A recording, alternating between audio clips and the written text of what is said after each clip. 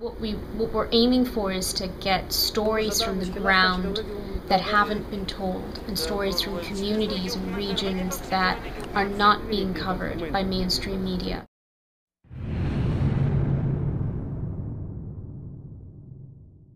People who we've hired to work on the Rethink Afghanistan campaign, there's no doubt in my mind that we've come together to do this, not only because it provides us with an opportunity to work, but because we share similar goals in mind, which is we live in Afghanistan, we want to see this country prosper, we want to see this country do well. One of the challenges we face with the project is that the bloggers face a lot of difficulties in the field.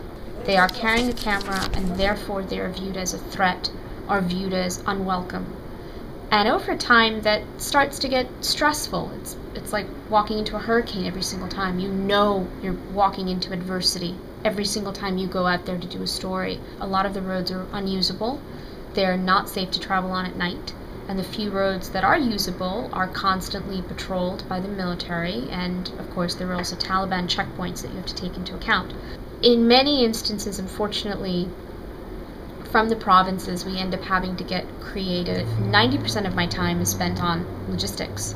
And it's the most challenging part of the project because Afghanistan just doesn't have the infrastructure that other countries have, thanks to the years of war that it's been through.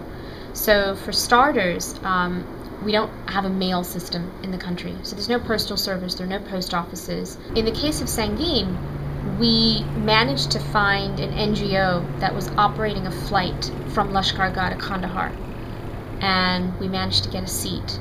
So our blogger, in addition to having shot all the video for us, then came back to Lashkar-Gah, got on another plane, came to Kandahar, handed the footage over to a common friend. That friend was then able to hand the footage over to a bus driver who was doing the trip from Kandahar to Kabul. The bus driver drove into Kabul, and we met him at the bus station and picked up the footage.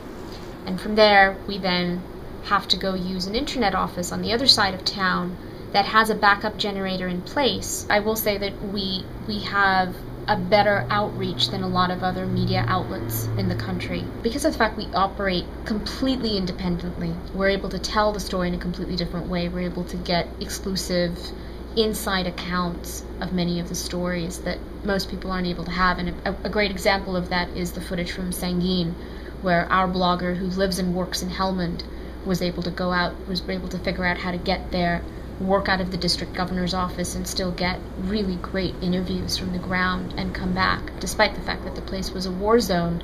And once he came back and we had footage, a number of Western outlets asked me, how did you get to Sangin? It's off limits because it's a war zone. And I said, well, that's the Rethink Afghanistan campaign. That's how we work.